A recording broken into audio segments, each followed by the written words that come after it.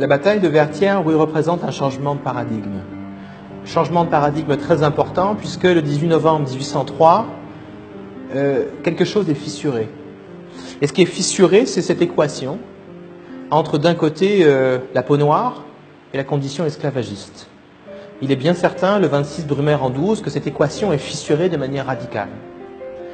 Je crois qu'à Vertières, quelque chose tremble.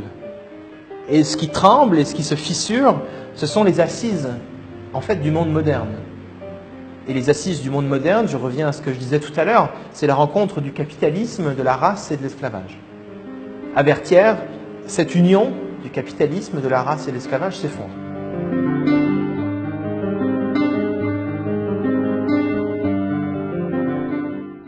On arrive à marginaliser Haïti en n'en parlant pas dans les livres d'histoire. On arrive à marginaliser les grands moments héroïques de l'histoire d'Haïti en expliquant dans les livres au XIXe siècle que tout cela est trop douloureux.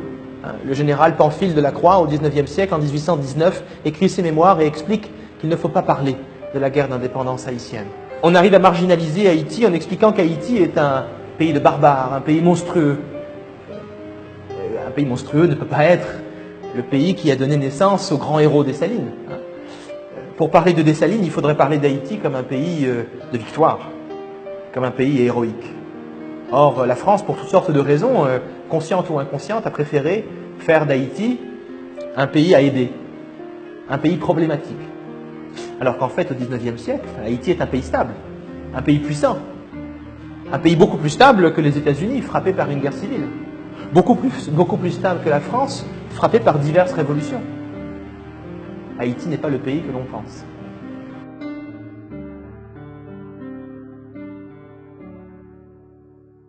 La dette, ce n'est pas seulement le signe d'une oppression d'Haïti par la France.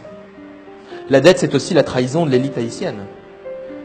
C'est Jean-Pierre Boyer qui accepte le principe de la dette. Il ne le dit pas d'ailleurs à la population, lorsqu'il accepte les conditions de la France. Il ne le dit pas tout de suite, on le sait plus tard, que Boyer a accepté de payer 150 millions de francs or. Mais ce n'est pas l'élite haïtienne qui a payé la dette, c'est la paysannerie. Ce sont les producteurs de café qui envoient leur café dans les différents ports de l'île, et ce café est taxé. Et cet argent sert à rembourser la dette. Ce n'est pas Boyer qui l'a payé, la dette. Ni Faustin Soulouque, ni Geffrard, ni Vilbrun Guillaume Sam. C'est la paysannerie qui l'a payé.